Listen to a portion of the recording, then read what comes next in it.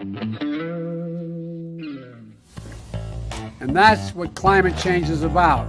It is literally, not figuratively, a clear and present danger. We are in the beginning of a mass extinction. The ability of CO2 to do the heavy work of creating a climate catastrophe is almost nil at this point. The price of oil has been artificially elevated to the point of insanity. That's not how you power a modern industrial system. The ultimate goal of this renewable energy, plan is to reach the exact same point that we're at now. You know who's tried that? Germany. 7 straight days of no wind for Germany. Their factories are shutting down. They really do act like weather didn't happen prior to 1910. Today is Friday. That's right, Greta. It is Friday. It's the most important day of the week because it's the day the Heartland Institute broadcasts the Climate Realism Show. I'm Jim Lakely, Vice President of the Heartland Institute, and we have a terrific show for you today. There's no other show like the Climate Realism Show streaming anywhere, so I hope you will like, share, and subscribe, and also personally tell folks about it. The more the merrier in our live chats on YouTube and Rumble.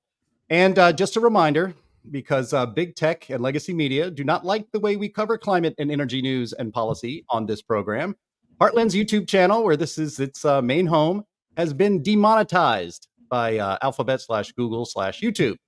So if you want to support this program, and I really hope you do, please visit heartland.org/TCRS. TCRS stands for The Climate Realism Show, and help us keep making this show happen every single week. Any support that you can give us is greatly appreciated. So today, as usual, with us is Dr. H. Sterling Burnett. He's the director of the Arthur B. Robinson Center on Climate and Environmental Policy at the Heartland Institute. We also have Anthony Watts, senior fellow at the Heartland Institute and the publisher of the most influential climate website in the world, What's Up With That? And we also have Linnea Lueken. She's research fellow for energy and environment policy at Heartland and the star of our Climate at a Glance video series right here on the Heartland Institute YouTube channel and on Rumble. Be sure to check those out on this very channel. And we put out 1 or 2 new videos every single week.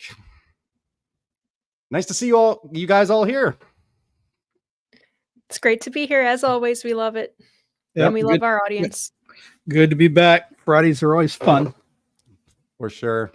And we also have a special guest, as you can see, if you're watching the stream right now, that we are going to be discussing the Republican Party's energy and climate platform as the GOP convention just ended in Wisconsin, in Milwaukee just last night. We are also happy to welcome back somebody who's perfect to talk about this topic, our special guest, Steve Milloy.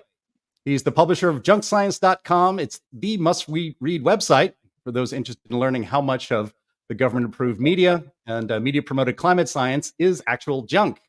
The journal Nature called Steve Milloy, quote, perhaps the most influential climate science contrarian in the world. And he's on the show today, actually, because he called me a climate hero on X, just so I could put that in my bio. So welcome, Steve Milloy. Well, thanks for having me, guys. That's great. Well, we are, one of the reasons we have you back on the show, Steve, is because you were also part of Donald Trump's transition team for the Environmental Protection Agency for his first term. And if he's elected again, we're going to be talking about what should be the 45th president's climate and energy agenda if and when he becomes our 47th president. Yeah. So, he gave his closing address, his nominating speech last night. It was quite moving. It was quite lengthy. I think Joe Biden probably had to take a nap in the middle of it. I don't think he would have gotten through 90 minutes. To be honest, I almost needed a nap. It was pretty late. You're assuming Joe Biden was still awake by the time it started. So well, that's true. And there's no way 10 o'clock, there's no way. He checks out at 8. That's right. If Donald Trump proved anything at all, is that he's quite active and spry, even as late as midnight Eastern time. But he said in his address, "Drill, baby, drill," and I believe even the people in attendance even chanted that. So yes, there was a chant going on. The whole crowd was chanting. Yes, not the first time during the convention.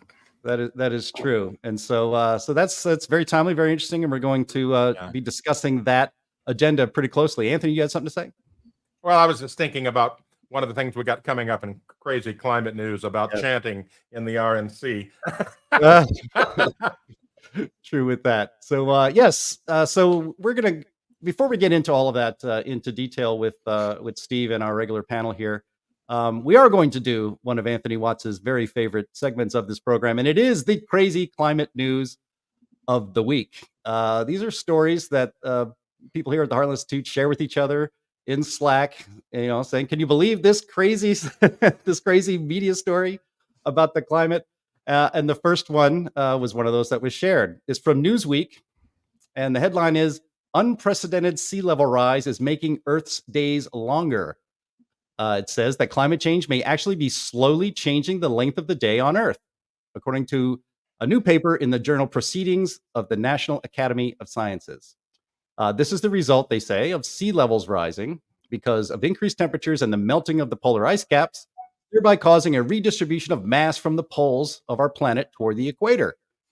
Modern climate change is unprecedented, the paper states. The melting of ice sheets and global glaciers result in sea level rise, a pole to equator mass transport, increasing Earth's lateness and resulting in an increase in the length of the day. Now, a day on Earth is about 86,400 seconds long. But the rate of the length of day change, according to this paper, Anthony Watts, has accelerated to 1.33 plus or minus 0.03 milliseconds per century since 2000. So Anthony, I have to ask you, did you notice this? Has it interrupted your sleep?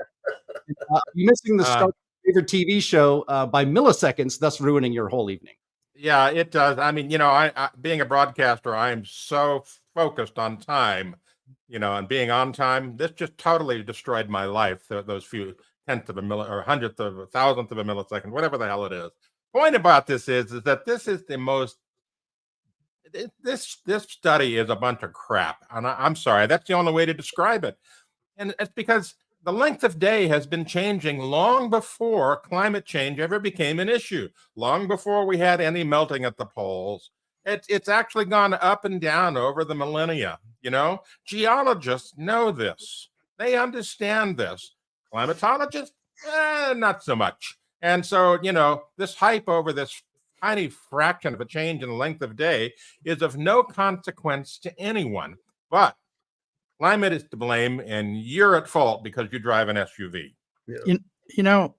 My thinking on this is, I wonder how long throughout history we've been able to measure point something milliseconds. They can't. This is all a freaking computer model, Sterling. So no one's actually measured any time change. And let's say the computer models are right. I don't want to say that they're wrong.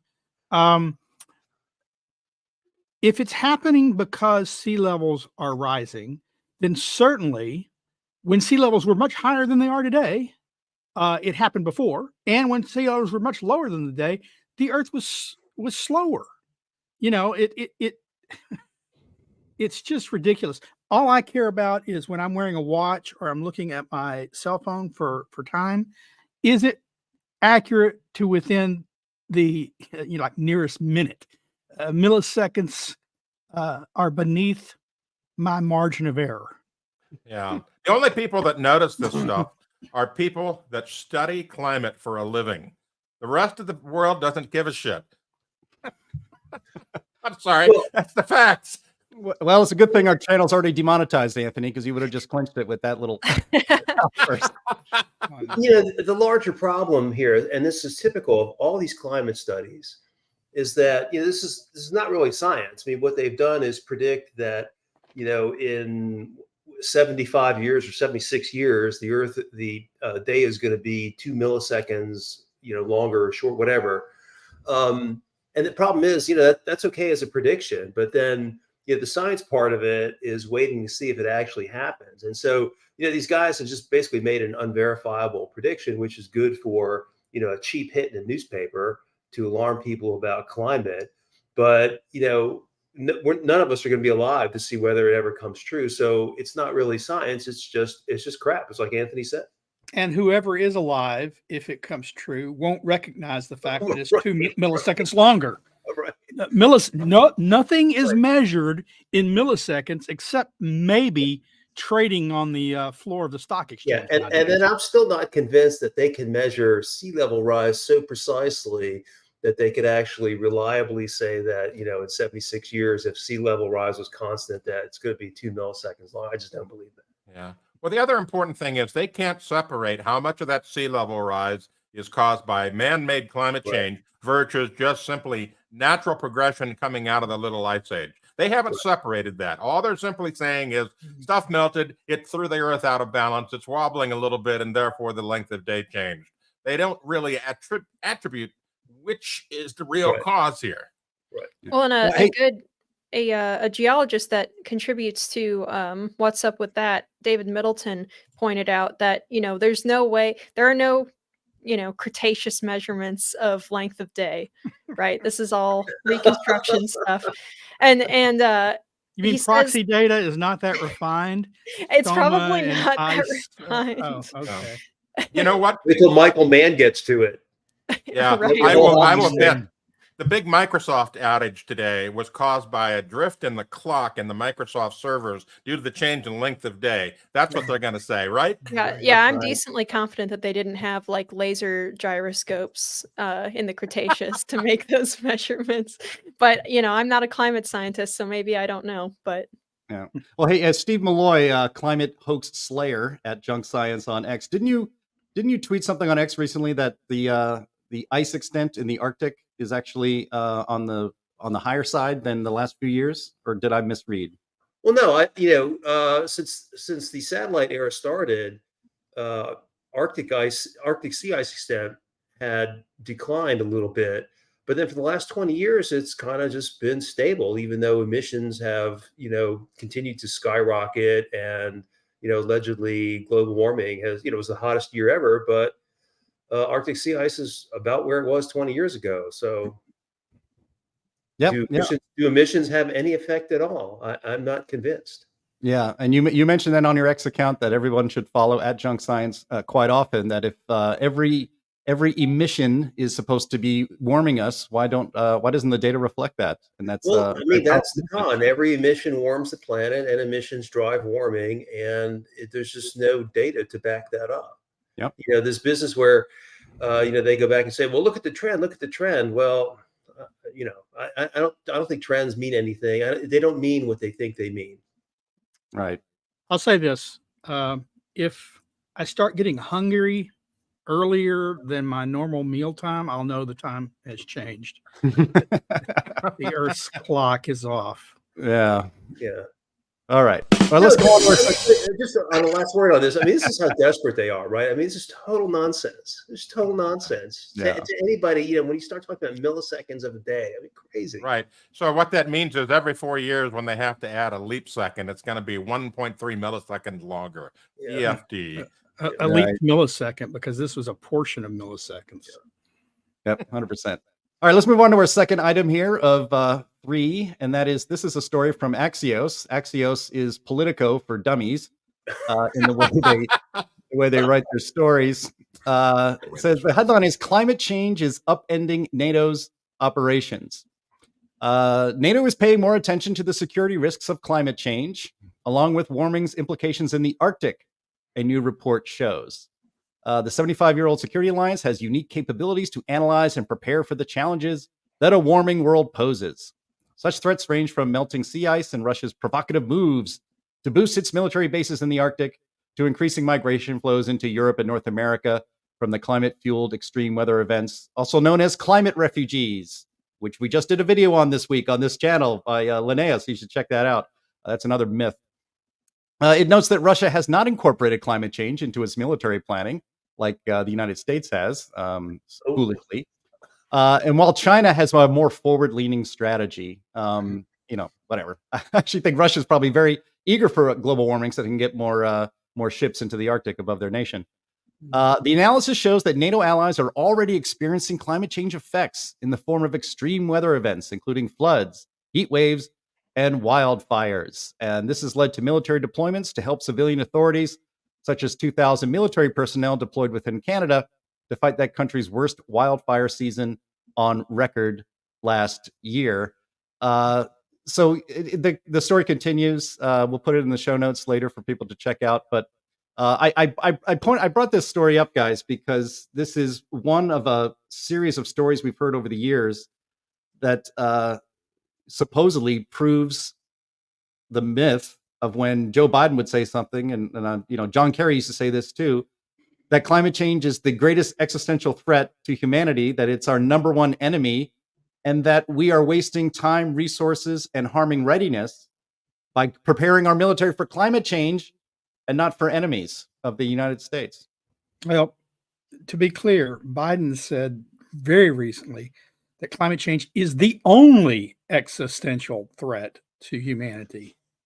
Not even Donald Trump is the existential threat. Climate change is, according to Joe Biden, certainly not nuclear war or anything like that. I remember a time when we thought of the North Atlantic Treaty Organization as a military organization, not a welfare redistributor, not a firefighting unit, but something to prepare for conflict and to deter conflict. Did a great job of that in between Russia and Ukraine there.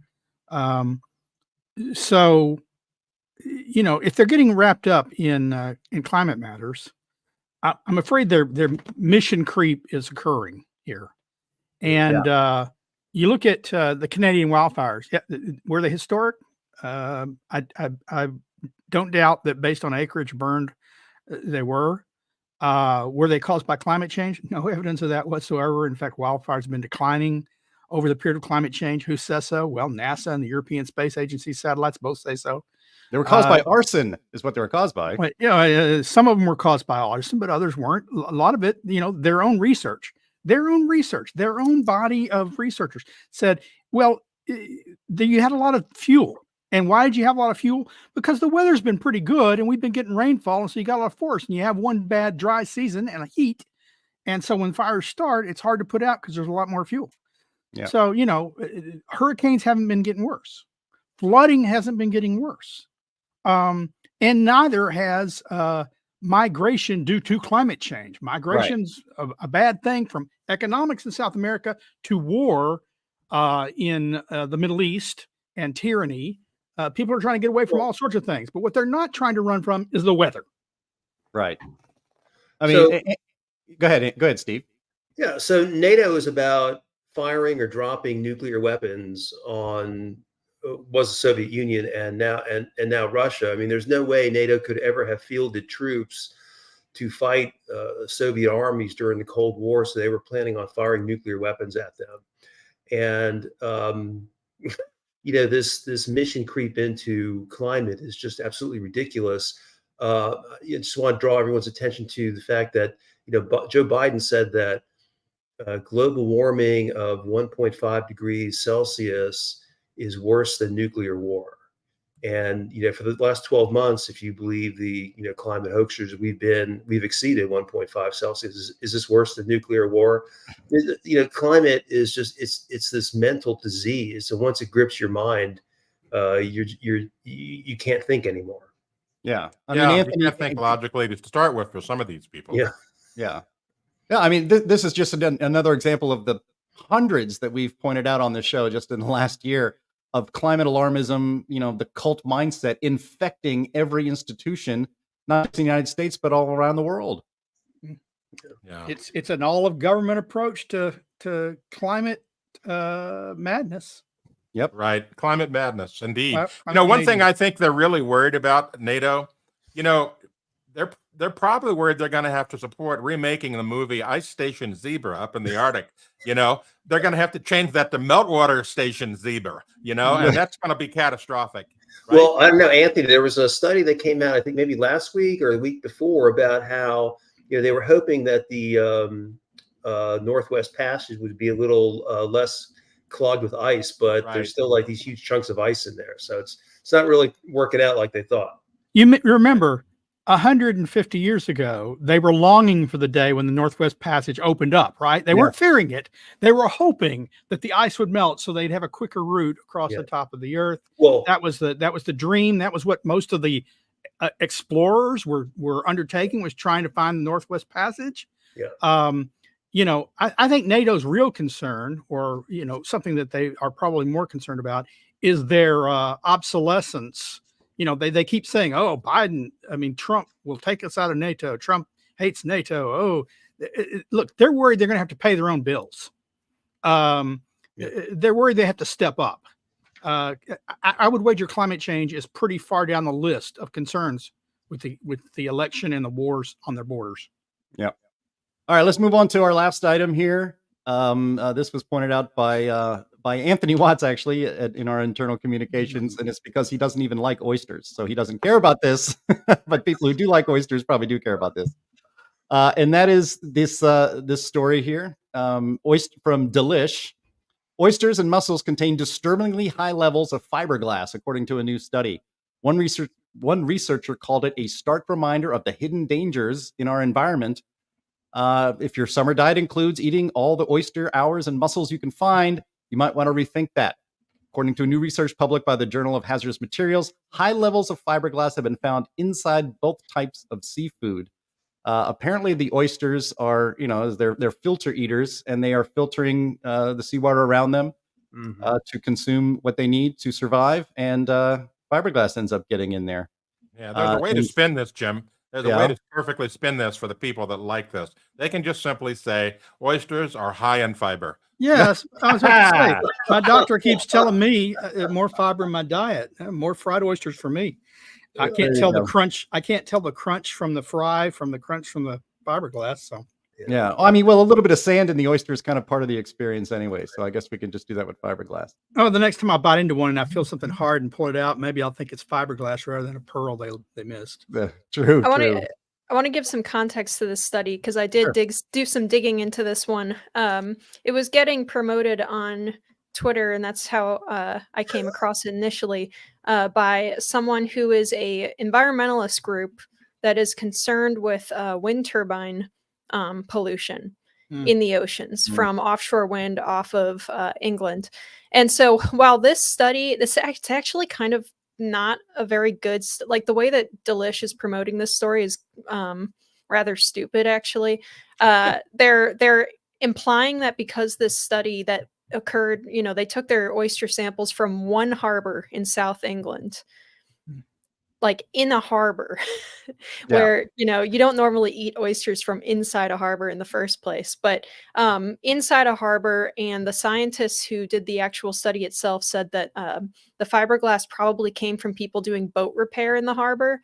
But the study authors were suggesting that, well, if we found this here, then that must mean that, it's dangerous to eat oysters in general, or it's boat manufacturing, like having boats in the ocean is bad for the environment because they're going to leak fiberglass or whatever. But the point is, this can be, if they're worried about this and what just happened in Nantucket with a fiberglass, wind turbine blade flying off or breaking off, and them having parts of it wash up on the beach, and them having to close miles of beaches because of the hazard. It makes you wonder, though, if this is something you guys are concerned about with, a couple of boats doing some repair, like patch and repair inside of a harbor, what's going to happen when these things fall apart in the next northeaster that comes through? Right. Well, and that's an area. And if the Rhode Island ones start, or, the ones off of Rhode Island and New York and stuff start shedding, fiberglass and stuff, those are areas where it's going to end up in oysters that people actually eat, not in an enclosed harbor that everyone knows that those are going to be full of bacteria. And I live in an area that's a big oyster area. You don't eat the oysters inside the harbor. That would be bananas. They get oil and leak gas and all sorts of things. But let me say, I don't wish harm on marine mammals but I kept thinking, God, if that blade had shattered and thrown itself into the ocean and struck a whale or a dolphin, maybe they'd take the threat to these things Why more. would they care? Whales Yeah. are washing up. I mean, at least then we'd have proof. Oh, a wind turbine killed X, right? Yeah. You'd have proof with the blade sticking out of its blowhole. Well, Right. But Well, hold on, Sterling. Hold on. So it's funny you mentioned that because we actually, I went through the trouble of making this video and putting it in his. So we're going to put it in the show. This is a story. Yes, as people in the chat have mentioned, and it was my next item, the last item in the crazy climate news, is that a wind turbine off the coast of Nantucket, one of the blades, 300 feet long, I believe, flew off and it flew off and landed in the ocean, and they had to close the beaches. And when the really rich people start having their summers interrupted by wind power, that's when we may actually see real change. So, Andy, if you want to add that vineyard video to the stream, please. Quickly shut down today after pieces of a wind turbine were discovered floating in the water and, as you can see, washing ashore. Tourists who pay big bucks to vacation there couldn't swim in the local beaches. And just hours later, Vineyard Wind shut down operations. The broken turbine about 20 miles off of the island, and it resulted in some pieces, some large, some sharp, watching up on the south side of the island and raising even more concern about those controversial turbines.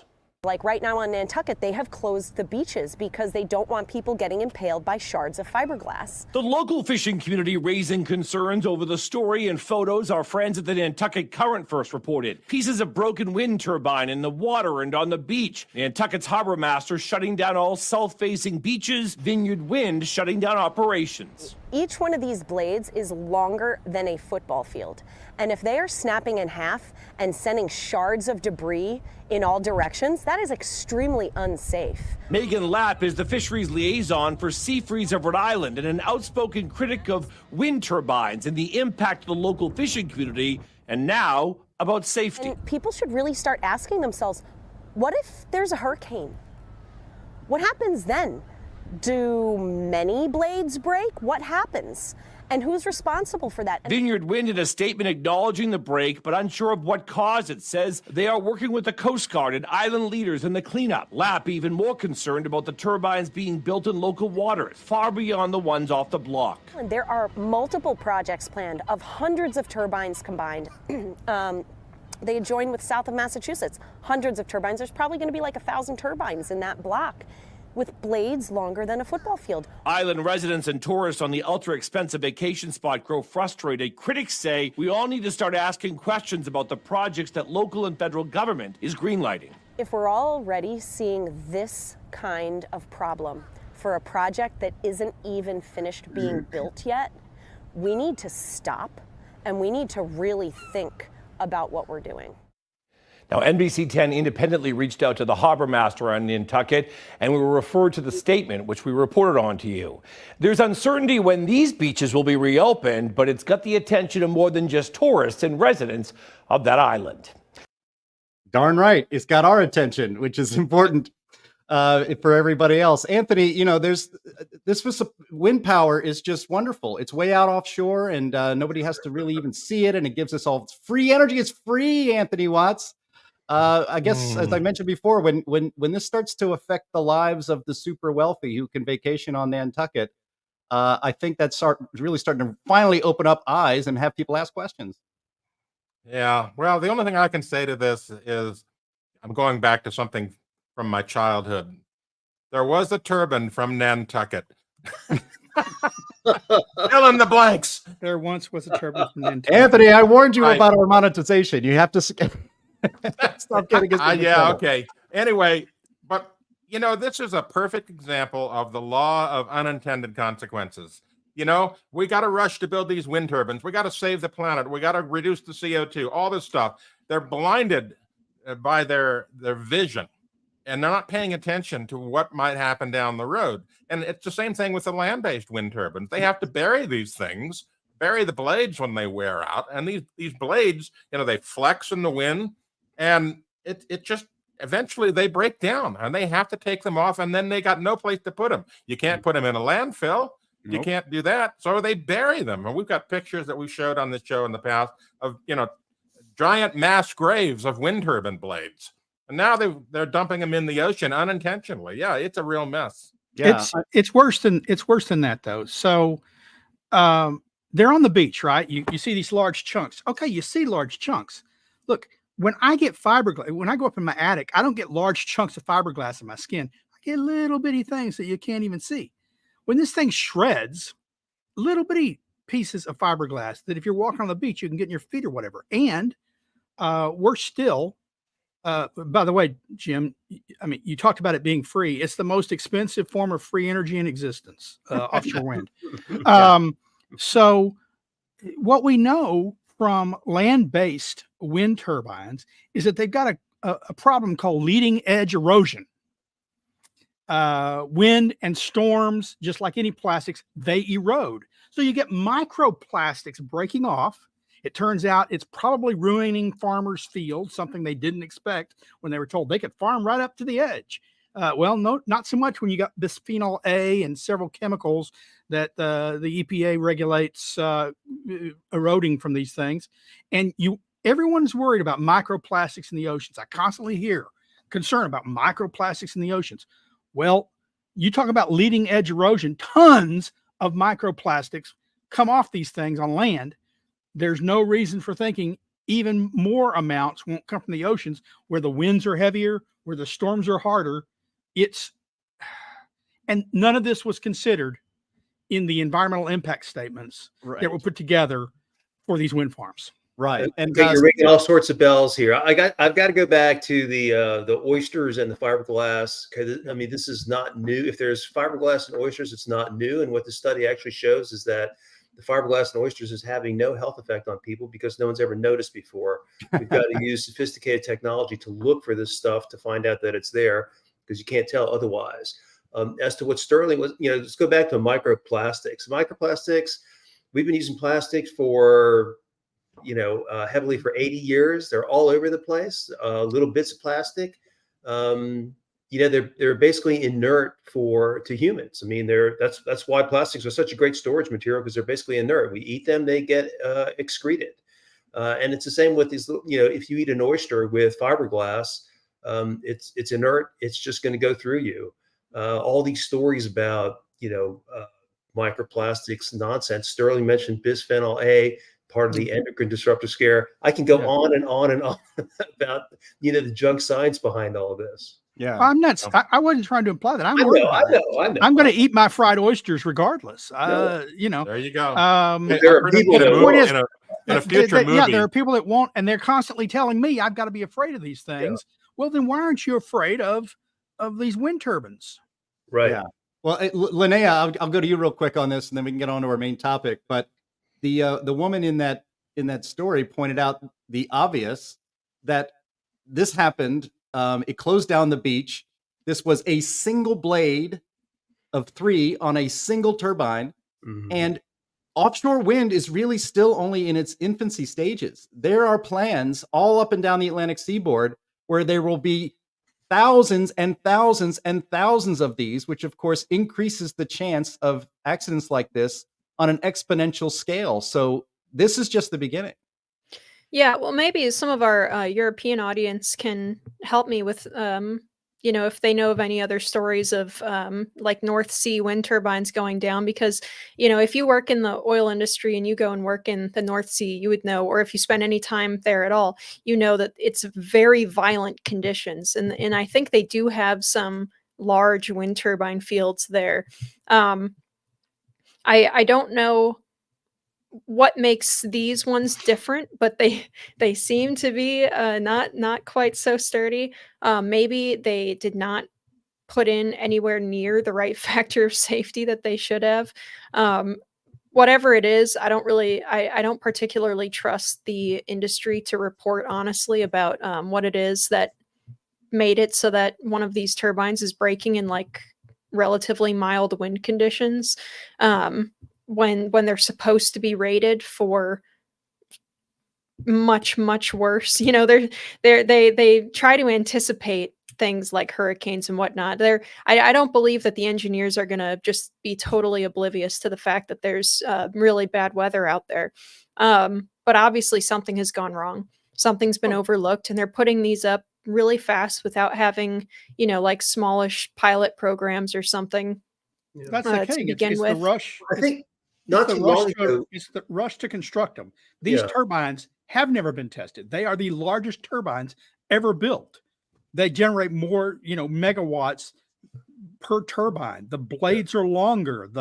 And I think the structural engineering on them is probably bad. It's all done on computer models because they've never been tested because we got to get them in the ocean. I think the German firm Siemens over the past year has taken multi-billion-dollar losses because there were some manufacturing defects in their turbine blades.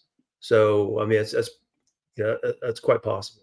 GE is the same thing. GE has lost billions of dollars on their wind turbines, but I don't think it's just defects. I think it's the sheer size of it, and the engineering was not done right. Yeah, well, it's defect. Yeah. Well, we're going to be seeing a lot more of this, and we'll be monitoring it here on the Climate Realism Show by the Heartland Institute, as will Steve at Junk Science, and Anthony at What's Up With That. So go ahead. One last point. Sorry, I wanted to make one more comment about East Coasters and wind turbines, and that is for years and years and years, one of the arguments that people in these seaside communities have been using against against going in for any kind of oil exploration offshore, whether or not there is a decent field out there, but they have been saying for years that they don't want it because it will be an eyesore if they had a production platform out there.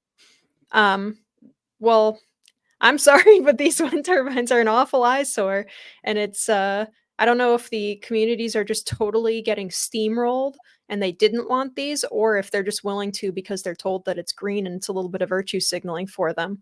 But I don't know. If I was on Nantucket, I'd be pretty disappointed if I had to stare out to thousands and thousands of blinking red lights at night when I'm on the beach, Right. Well, the beach communities have been finding them for years. The beach communities have been finding them for years. They're being steamrolled. But they can't afford to. You can't fight, the Biden administration plus all, the wealthy foreign companies. So for sure. I mean, it's a choice. Do you want 4 platforms out there, or do you want 4,000 turbines out there? And it's a pretty easy choice. One of our viewers pointed out that this is Jaws territory. And in that, since we're getting into memes next, I predict a meme in the future where we're going to have a picture of Roy Scheider, and he's going to say, "We need a bigger blade." Andy's on a roll today. All right, so or one of those mega sharks from the movies taking a blade down. Yep. All right, well, let's get to those. Let's get to those memes real quick. Another thing we like to do to have a little fun. You got to have fun on your show. And that is a meme that Anthony again found. It says, one of the last coal-powered sheep. Most sheep are all electric now. And I'm sorry if you're only listening to this because you're going to have to see it to believe it. Hard to explain without getting gross. All right. And then the second... the big problem with those sheep is getting them plugged in at night, by the way. That's true. Yeah. Yes. All the sheep are electric now. And if you're a Blade Runner fan, you kind of get that joke better than most. All right, and then the second thing here is actually a little bit more serious, and this was a tweet from Michael Mann. Hi, Mike, if you're watching, appreciate it. Dean Novadala has tweeted out a picture of the crowd at the Republican National Convention and said, "Bone chilling to see RNC convention people chanting 'fight, fight' in unison with one arm punching in the air. Instantly conjures up rallies from 1930s Germany. There's just no other way to put it." And Professor Michael E. Mann reposts that with the comment, "If it looks like the Third Reich, swims like the Third Reich, and quacks like the Third Reich, well, there you go." So there's your media darling favorite climate scientist that all the corrupt mainstream media likes to put on TV as much as possible. Kind of engaging in the kind of political discourse that we were told was pretty dangerous only a few days ago. Right. What? That's right. Yeah, right. I was about to say it's nice to see that they're cooling the rhetoric after Saturday. Yeah. Well, and a couple tweets before he did this one, he likened J.D. Vance to Joseph Goebbels. So, yeah. I mean, he's just off the deep end. To say Michael Mann is a piece of work doesn't even do justice to the man. Right. I mean, Yeah. he's off the rails, and he And- doesn't and yet even see nothing- himself, you know. Nothing, And nothing he says is litigable. You can't sue him for anything he says. I'm careful. I'm not saying anything. I've got plenty of things I could say. I'll tell you that. But I'm muting. I'm self-muting right now.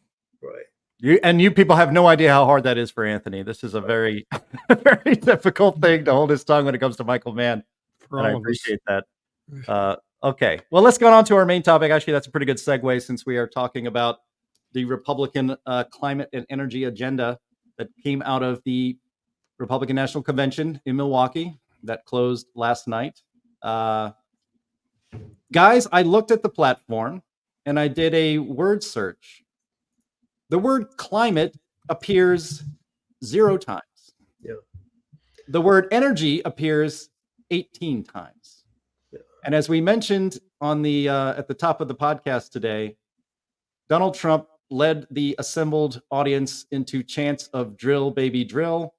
And if you listen to his speech last night, where he got into a little bit of the policy that he's promoting, or I should say advocating for his second term, it seems like Steve Milloy, a return to the energy, American energy first kind of policies that he had in his first term, deregulation to help speed these things along, but maybe turned up to 11 or put on a turbo boost. So anybody who actually wants America to get back to being an energy exporter, I believe Steve Milloy for the first time was at the end of Trump's first term. I'm sure that's what you heard as well. How quickly do you think we can get to that, and how likely is it to happen? Well, I think investment in energy production will tick up as soon as Trump is elected, because investors can have confidence that these projects will come to fruition. Trump in his 20-point plan and last night in his speech, he promised, drill, baby, drill, and American energy dominance. He promised to roll back the regulation that was holding us back. He also specifically promised to get rid of the EV mandate. So I think what's going to happen for sure is a lot like the first Trump administration. Agencies like EPA are going to be sat on. They're not going to be allowed to issue regulations that are hurting our energy production, and regulations that the Biden administration has promulgated are going to be rolled back as soon as they can. And of course, there's going to be lots of litigation about all this. And but the good news will be that investors will be encouraged to participate more. When Joe Biden came in and issued all those executive orders from the beginning about his starting his war on fossil fuels, he chilled investors. And so, now we're producing record levels of oil, but for a while we weren't, and prices went through the roof, and OPEC was re-empowered. Now that U.S. energy production is going to be unleashed, and we're going to shoot for energy dominance, OPEC will no longer be in charge of the price of oil like they are now. Yeah. Yeah. Well, it's that's interesting, and there's a lot to dig into. I grabbed a few stories to share with the audience and with the panel here today. One of the first one here I'm going to share is from, let's see, what Trump 2.0 could mean for the environment. That is from the New York Times. And it reads here that as President Donald Trump's sweeping attempts to roll back federal environmental regulations were often stymied by the courts, by lack of experience, even by internal resistance from government employees. But if he retakes the White House in November, Mr. Trump would be in a far better position to dismantle environmental and climate rules, aided by a more sympathetic judges and conservative allies who are already mapping out ways to bend federal agencies to the president's will. If only that sounds so great. Yes. Myron Ebell. I'm sorry. Is he not supposed to be the head of these federal agencies? They are part of the administration. He is charged with running these agencies. He puts people in to run them under him. They're supposed to be beholden to him. That's right. Well, that's what people are going to learn, and that's what we didn't quite get from 2017 to 2020. So Myron Ebell, who joined you on the EPA Transition Team, Steve Milloy, said that he hopes to be able to move more quickly, more successfully in a second term. But on the campaign trail, and I think last night, Trump promised to repeal federal regulations designed to cut greenhouse gas pollution, another scare word that is false. That's propaganda. That is not science or journalism. That is rapidly heating the planet. Many of his allies want to go further. They're drafting plans to slash budgets, oust career staffers, embed loyalists in key offices, and scale back the government's powers to tackle climate change, regulate industries, and restrict hazardous chemicals. Guys, I can't support Donald Trump anymore. I can't go any higher in my support. New York Times, you have to stop feeding me this pro-Trump propaganda. My brain almost can't take it. He would do something no president in history has ever done before: put loyalists in positions of power in the offices. All these appointees are loyalists. They don't say, "Oh, who do I want to run this agency? People that hate me, people that disagree with me. Oh, that's who I want."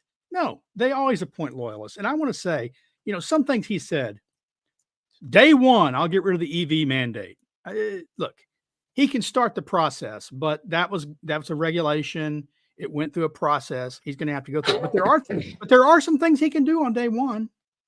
He can require further environmental reviews for offshore wind, because that's another day one promise he made, is that he'd end all the offshore wind. He can get us out of Paris day one.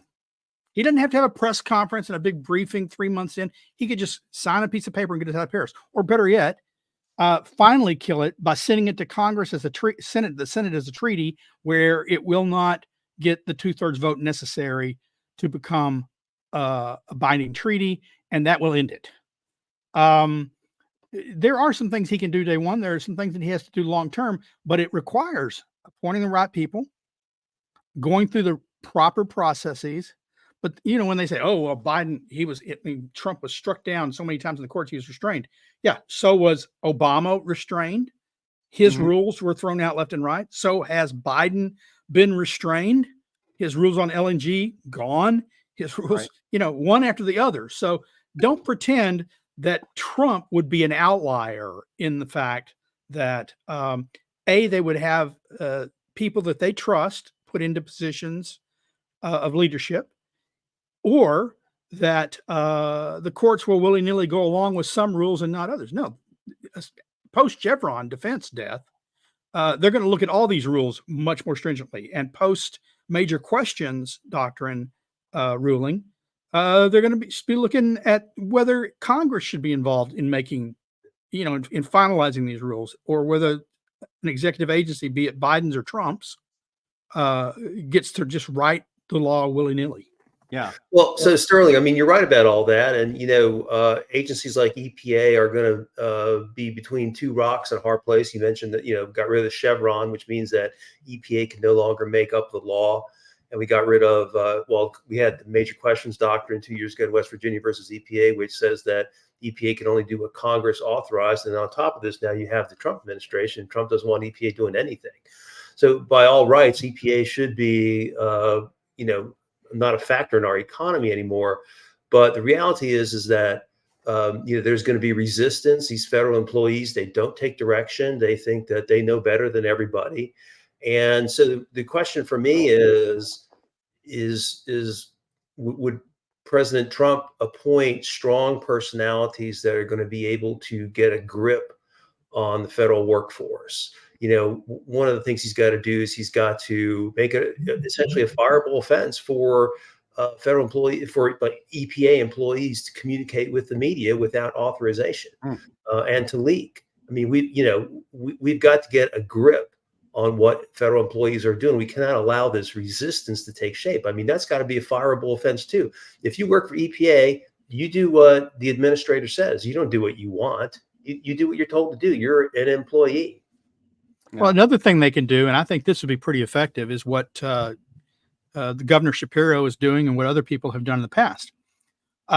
When there is a rule implemented by Biden that they think is wrong, and it's being challenged in court by, say, 25 attorneys generals from the state, the Justice Department can just not defend it.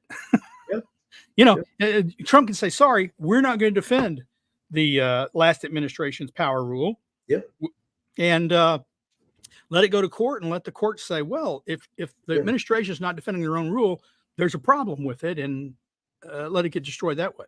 Yeah. Well, you know, all these corrupt legacy media publications keep harping on this Project 2025 thing that Donald Trump said he didn't know anything about. The Heritage Foundation gets all of the blame. I mean, credit for Project 2025. But the truth is, there are a lot of other conservative organizations that are involved in setting what we think would be a good agenda for a second Trump term, and the Heartland Institute is among those for sure.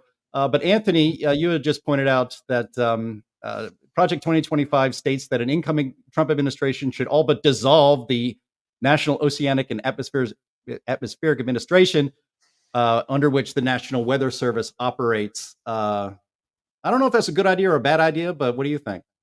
Well, Trump is going after the agencies that are pushing climate as an agenda, as justification for more funding or whatever. But the problem is that the National Weather Service under NOAA is one of the few really valuable government organizations that delivers to the public on a daily basis. And, you know, you have no idea how intertwined data from the National Weather Service is in everyday life, in the way that people plan their lives, how businesses plan their projects, and so forth and so on. The construction industry, all of these things, even wind turbine people have to pay attention to this stuff, right? So if they dissolve NOAA and then by the same token National Weather Service, it's going to create chaos in terms of being able to get an accurate weather forecast, because then it's going to go basically to a subscription model. And yes, there might be some people that jump in there, but here's the real deal. Even the big names like the Weather Channel, WSI, all these outfits that run computer models, you know, like computermodels.com, and these places that get all of this weather data that's so fantastic, comes from the National Weather Service, the raw data. And so if that goes away, it's going to be chaos, and it's actually going to be bad for our economy. The right thing to do is for Trump to delineate the Weather Service from NOAA and let the Weather Service operate on its own separately, and then do what he wants to do with NOAA, including gutting their whole climate regime. Well, that's what, but if you read Project 25, that's precisely what it said. It says almost get rid of NOAA. You keep the National Weather Service in a couple of functions. The National Weather Service pre-existed NOAA. There was no NOAA when we created a National Weather Service. And my argument, at least from my point of view, I look at the Constitution and I say, is the government charged with doing X, Y, or Z? Is the federal government specifically delegated that power? And if not, that should go. And will that create some chaos? Sure. We built up years of bureaucracies around it, but the government ought to be doing only with what the Constitution allows it to do, and we can figure things out. We don't need NOAA. The National Weather Service can be its own standalone agency, like it was before NOAA existed and it was folded into it. Remember, NOAA is part of what? The Department of Commerce. NOAA was created not as some science agency. It was created to foster commerce by understanding the weather and how it affects commerce. Steve? Yeah, I'm going to look forward to climate.gov going dark. And I'm going to look forward to no one at NOAA being allowed to say the word climate, and that bogus graph they have purporting to show temperatures as point values since global temperatures as point values since 1850. All that stuff is going to go away. That's what yeah. I mean, that brings me, yeah, hopefully. I mean, that brings me to my question for you, Steve, with a unique perspective. I mean, you were part of a team of very good people advising the Trump administration who had no government, a lot of them had no government experience on how to reform the Environmental Protection Agency. What would you say were the successes on that front, be they temporary or permanent? And what do you think Donald Trump and the new incoming administration has to do to either make the kinds of reforms you're talking about stick? Maybe some other kind of strategy, or maybe just being braver, just being a little bit more firm and not listening to people that are trying to tear him down. Yeah, well, we got off to a slow start because, the first EPA administrator in Trump self-immolated. He got caught up in a scandal, and that was, and his replacement, we got a lot done. there was a rule to reform how EPA did science passed. A lot of the Obama, war on coal regulations were repealed. But the problem is, the 2020 election happened, and Joe Biden basically reversed everything that Trump had reversed from Obama. So now we're going back the other way. I think we have learned a lot. People now understand there is the resistance that you have to deal with. The resistance slow walks things, sabotages things. We have to have people at agencies like EPA that understand the science, which is something that we didn't really have before. There are ways you have to go about this. We've been armed now with these 2 Supreme Court decisions the last couple of years, including the Chevron deference. So that'll, Myron Ebell is right. That'll make things easier in court. But these people are not going to go quietly into the night. They're going to have they are going to kick and scream and do whatever they can to sabotage Trump 2.0. So it's going to be a tough fight. Well, actually, that I actually have a question on that, Steve, and maybe the whole panel can help out with this one. Chevron deference. So Chevron deference. My understanding, and I think everyone's understanding, is that it said that the agencies are not allowed to basically make up law and policies willy-nilly on their own without guidance or more strict guidance or even explicit instruction from Congress to do so. Yeah. And that is how we have had regulations ratcheted up. They never ratchet back. They always go up one more notch. Yeah. So in light of Chevron, is it possible to take that ratchet and bring it back down to more reality, or does Chevron actually make that more difficult than it would have been without it? Well, so the case, getting rid of Chevron, the case you talked about, Loper Enterprises, which reversed Chevron, says that courts no longer have to defer to agency interpretation when laws are vague. So now, courts are going to be empowered to make these decisions. Well, of course, if you go to a Democrat-appointed judge, you're probably going to get, deference to, the agency. If you go to a Republican-appointed judge, you're not. It just, it gives plaintiffs a better chance to argue about what that the agencies has exceeded its mandate and the law. We'll have to see how it plays out. I mean, if I was a judge, I would hold the agencies to precisely what Congress has authorized them to do and no more. And unfortunately, or fortunately, Congress has written some very vague laws and has given the agencies a lot of flexibility, too much leeway in determining, what terms mean. What does the word safe mean? And when you get to chemical risk assessment or radiation risk assessment or climate or air quality or water quality, whatever, there's just EPA's had a lot of leeway. Well, I don't think it needs to have that much leeway anymore. And Congress wants to regulate. It should tell the agency what to do, and then make sure the agency does what Congress wanted. Yeah, 100%. All right. Anyone else have a thought on that before we go to their wonderful Q&A from our audience? Nope. No. Linnea, you can take it away. I think we have some excellent questions from our chat here on YouTube. So hit it. All right. So our first question is coming from Jacob H. And he asks, don't these windmill parks need an environmental impact assessment, including estimates of the consequences of all kinds of accidents?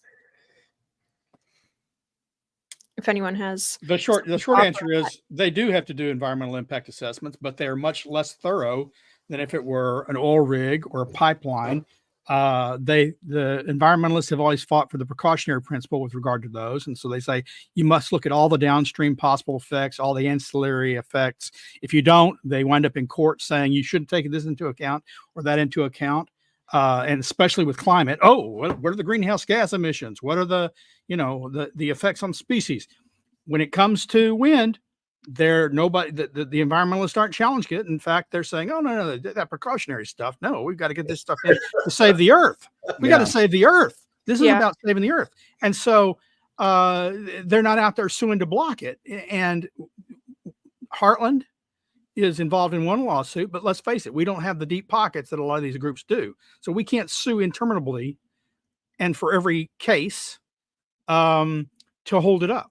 all we can do is go into the court with what the law says. In our whale case, we say, what you did not do is what the law, what the regulations require, which is do a cumulative analysis of all these wind farms up and down the coast on the whales. Yeah. You can't just take it in a slice of it, just this one farm, and say, well, we've decided it won't affect the whales, but next door, combine it with next doors, it could kill them all. No, you got to take it all into account. Yeah. So they do have to do those things, but how thorough they are depends on whether the administration is favorable to the development and whether the environmentalists are disfavorable to the development. Yeah. I mean, and if an endangered bird flies over the fence at a coal plant and dies of natural causes, the operator of that coal plant is in a heap big of trouble. But those wind turbines are allowed to chop up as many endangered birds as they like, pretty much without any restrictions whatsoever. And that is to the point, Sterling, that the environmental rules that traditional reliable energy companies have to deal with are not the same rules that the so-called green energy producers have to deal with. Right. Rather unbelievably, major wind turbine facilities tend to get take limits for things like bald eagles and stuff. So I don't really think that they're giving take limits to oil development or anything, or really any other industry. So NOAA has permitted take for the endangered North Atlantic right whale twice as many whales as exist. I mean, would ExxonMobil be allowed to get a permit like that? No. No. All right. What else? Anthony, you're on mute, sir. Yep. Anthony, you were muted there with your quip. Sorry about that. I was saying that if they had named it the left whale, this wouldn't be happening. Andy, you got to keep your finger on the rim shot trigger whenever Anthony's coming in. All right. This is another really this is a great question from Andrew Pickard. He says, "Does Michael Mann run on steam?" He's And that's for steampunk. you. Steampunk. Yeah, that's for you, Anthony. Okay, let's see. I think this. I don't think this can get me in trouble. I think he runs on methane, but we'll see. Comes out both ends. Yeah. Okay. And then from Michael Johansson, I'm guessing is the pronunciation here. He says, "Will Trump, if elected, pull out of the Paris Agreement again?" Probably. One hopes. Yeah, he hasn't mentioned that, but I think he probably will. I mean, has. what's the point of staying in? Yeah, I mean, he hasn't mentioned it. I mean, I think he has enough policies that are already triggering the left. You can always add that in there and distract him. But right, I mean, if he talked about everything he was going to do or needed to do, I mean, he'd still be talking.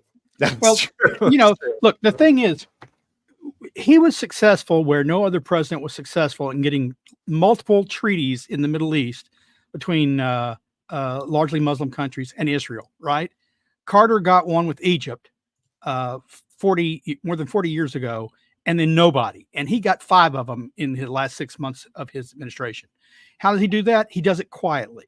When he got out of Paris the last time, it was a big hullabaloo. He had a big press conference. It was 3 or 4 months into his administration. It was like May, and everyone was around. He doesn't have to do that. He can quietly, behind the scenes, sign a piece of paper, submit it, and say, we're out. And he'll still get the backlash because it'll become noticed, but it won't have to generate all the publicity. And more importantly, like I said, he could, if he wanted to, he could submit it to the Senate and say, look, I'm not doing this. I'm leaving it to the Senate. The Senate is where treaties are supposed to go. This will not be binding on the United States of America until the Senate itself acts to approve the treaty. And since the Senate, even if Democrats remain in control, doesn't have the votes to approve the treaty, it's dead. Yeah. All right. Great. Okay. This is one that was asked several times. Oh, and also I wanted to mention that Douglas Pollock also mentioned that same question. I just wanted to give a shout out to him because he is always watching our show and he's a friend of Heartland. Diane Selby asks, will Keystone Pipeline Project be approved and completed now? And I have an answer to that. The answer is no. And this is why. And I saw that this was discussed at length in the comments. It's not just because I don't think Trudeau gets to choose necessarily whether or not this goes forward. The company has pulled out. It's not so much like waiting between administrations that was killing them. It was the dozens of lawsuits from different angles coming at them.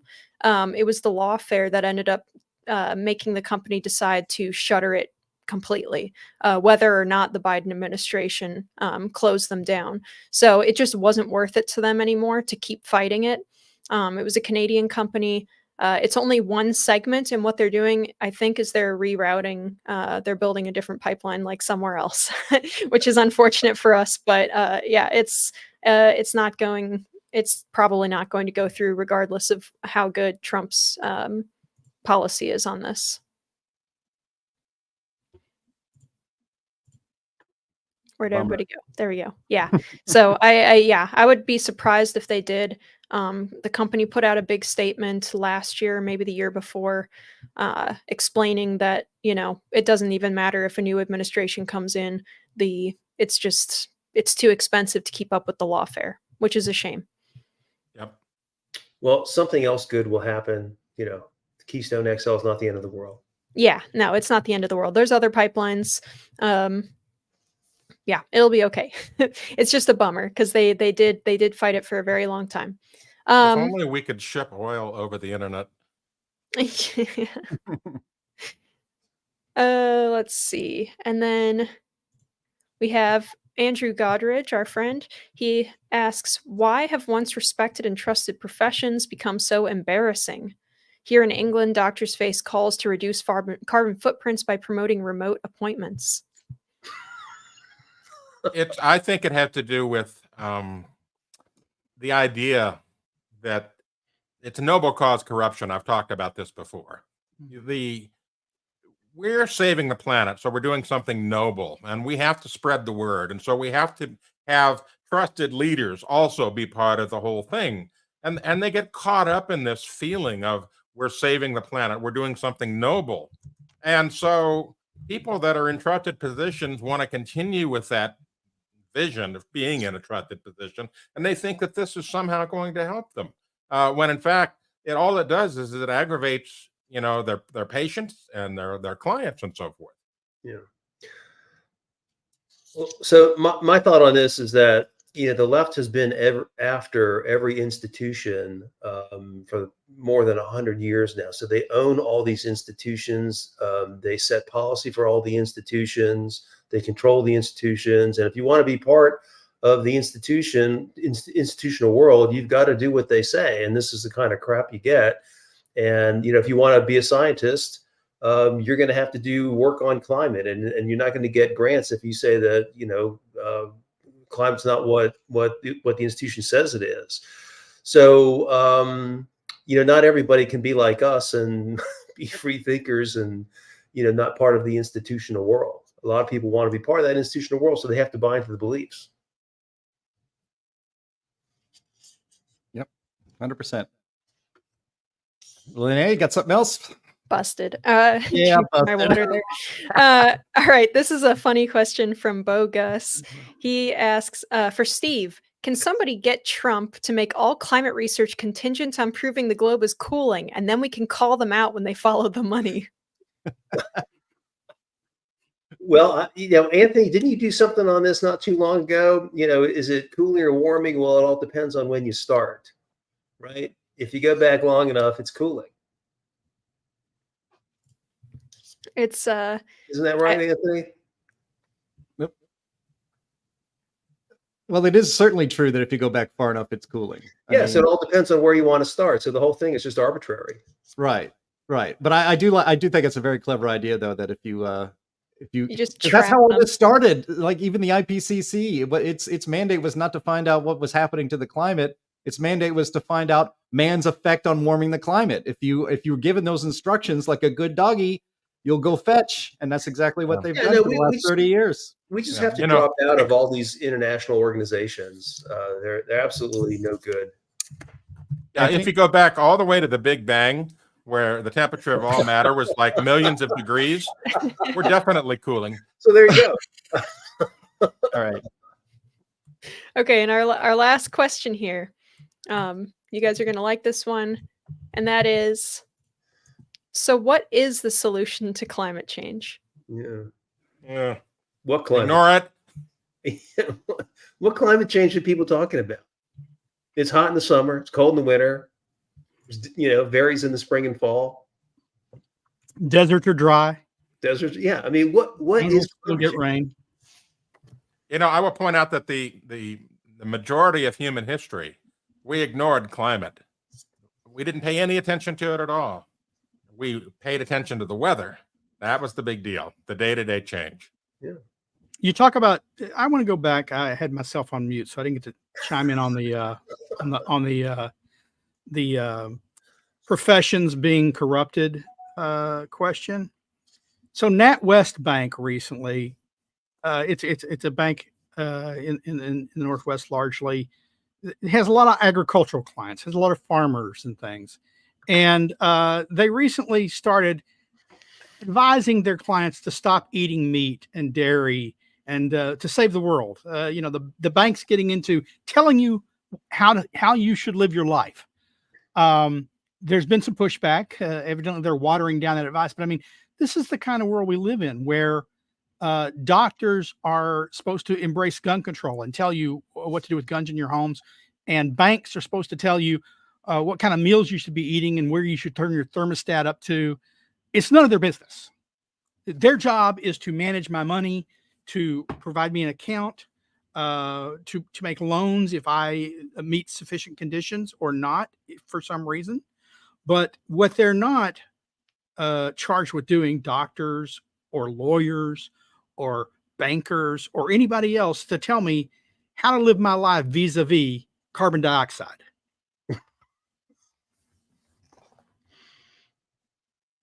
Well said, Sterling Burnett.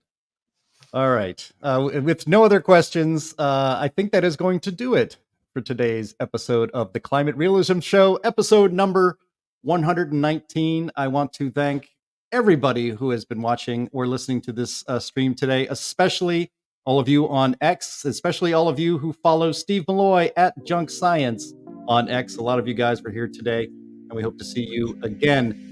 Always visit some of Heartland's best websites on the climate. Always go to heartland.org, climaterealism.com, climateataglance.com, energyataglance.com. Hey, while you're at it, go to whatsupwiththat.com, and don't ever forget to visit junkscience.com. That's the website of our guest today, climate hoax slayer and enemy number one of the climate leftist, Steve Milloy.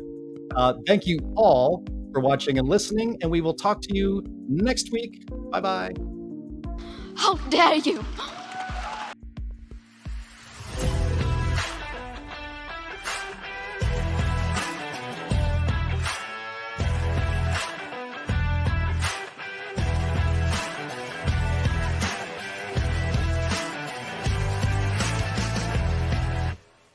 He's a lion, dog-faced pony soldier.